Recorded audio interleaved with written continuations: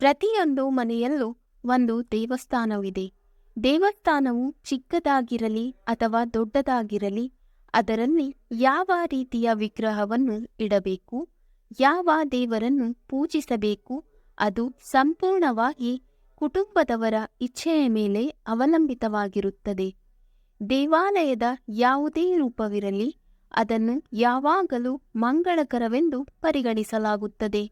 ಮನೆಯಲ್ಲಿ ದೇವಸ್ಥಾನ ಇಟ್ಟುಕೊಂಡವರು ಕೂಡ ಪೂಜೆ ಮಾಡಿ ದೇವರ ಮುಂದೆ ದೀಪ ಹಚ್ಚುತ್ತಾರೆ.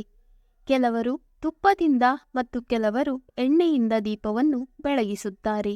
ನೀವು ಎಣ್ಣೆಯ ದೀಪವನ್ನು ಬೆಳಗಿಸಿದರೆ ನೀವು ಎಳ್ಳಿನ ಎಣ್ಣೆಯನ್ನು ಸಹ ಬಳಸಬಹುದು. ಇದು ಅನೇಕ ಪ್ರಯೋಜನಗಳನ್ನು ಹೊಂದಿದೆ ಮತ್ತು ಧಾರ್ಮಿಕ ಪ್ರಾಮುಖ್ಯತೆಯನ್ನು ಹೊಂದಿದೆ. ಎಳ್ಳೆಣ್ಣೆ ದೀಪ ಹಚ್ಚುವುದರಿಂದ ಆಗುವ ಲಾಭಗಳು: 1.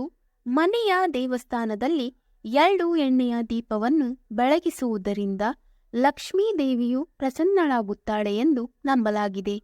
ಇದರ ನಂತರ ಮನೆ ಸಮೃದ್ಧಿಯತ್ತ ಸಾಗುತ್ತದೆ. 2. ಶನಿದೇವನು ಕೋಪಗೊಂಡರೆ ಅಥವಾ ಶನಿ ಸಾಡೇಸಾತಿ ಯಾರಿಗಾದರೂ ಪ್ರಾರಂಭವಾದರೆ ಸಮಯ ಕಷ್ಟವಾಗುತ್ತದೆ. ಇಂತಹ ಪರಿಸ್ಥಿತಿಯಲ್ಲಿ ಎಳ್ಳೆಣ್ಣೆ ದೀಪವನ್ನು ಹಚ್ಚುವುದರಿಂದ ಶನಿಯ ಸಾಡೇಸಾತಿಯಿಂದ ಪರಿಹಾರ ಪಡೆಯಬಹುದು. 3. ನಿಮ್ಮ ಜಾತಕದಲ್ಲಿ ಮಂಗಳ ಗ್ರಹಕ್ಕೆ ಸಂಬಂಧಿಸಿದ ಯಾವುದೇ ದೋಷವಿದ್ದರೆ ಅಥವಾ ನೀವು ಮಂಗಳ ಗ್ರಹವನ್ನು ಬಲಪಡಿಸಲು ಬಯಸಿದರೆ ಮನೆಯ ದೇವಸ್ಥಾನದಲ್ಲಿ ಎಳ್ಳು ಎಣ್ಣೆಯ ದೀಪವನ್ನು ಬೆಳಗಿಸುವುದು ಮಂಗಳಕರವೆಂದು ಪರಿಗಣಿಸಲಾಗುತ್ತದೆ. ಎಳ್ಳೆಣ್ಣೆ ದೀಪ ಹಚ್ಚುವುದರಿಂದ ಮಂಗಳ ಬಲವಾಗುತ್ತದೆ.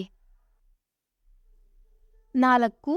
ಜ್ಯೋತಿಷಿಗಳು ತಮ್ಮ ಜಾತಕದಲ್ಲಿ ಚಂದ್ರ ಗ್ರಹ ದುರ್ಬಲವಾಗಿರುವವರಿಗೆ ಎಳ್ಳೆಣ್ಣೆ ದೀಪವನ್ನು ಬೆಳಗಿಸಲು ಸಲಹೆ ನೀಡಬಹುದು.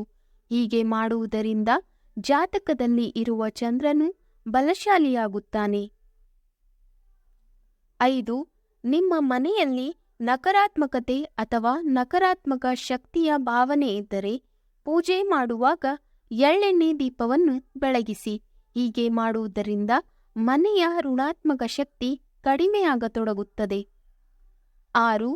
ಸೂರ್ಯನು ನಿಮ್ಮ ಜೀವನದಲ್ಲಿ ಅಧಿಕಾರ, ಚೈತನ್ಯ ಮತ್ತು ಪ್ರತ್ಯೇಕತೆಯನ್ನು ಪ್ರತಿನಿಧಿಸುತ್ತಾನೆ.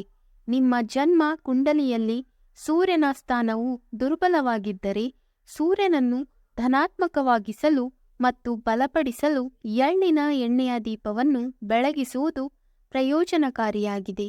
ಇದು ನಿಮ್ಮ ಆತ್ಮವಿಶ್ವಾಸ, ನಾಯಕತ್ವದ ಸಾಮರ್ಥ್ಯ ಮತ್ತು ಒಟ್ಟಾರೆ ಯೋಗಕ್ಷೇಮವನ್ನು ಹೆಚ್ಚಿಸಬಹುದು. ವೀಕ್ಷಕರೇ, ಈ ವಿಡಿಯೋ ಇಷ್ಟವಾದಲ್ಲಿ ಲೈಕ್, ಶೇರ್ ಅಂಡ್ ಕಮೆಂಟ್ ಮಾಡಿ. ಮುಂದಿನ ವಿಡಿಯೋಸ್ಗಳಿಗಾಗಿ ಚಾನಲ್ ಅನ್ನು ಸಬ್ಸ್ಕ್ರೈಬ್ ಮಾಡಿ. ಧನ್ಯವಾದಗಳು.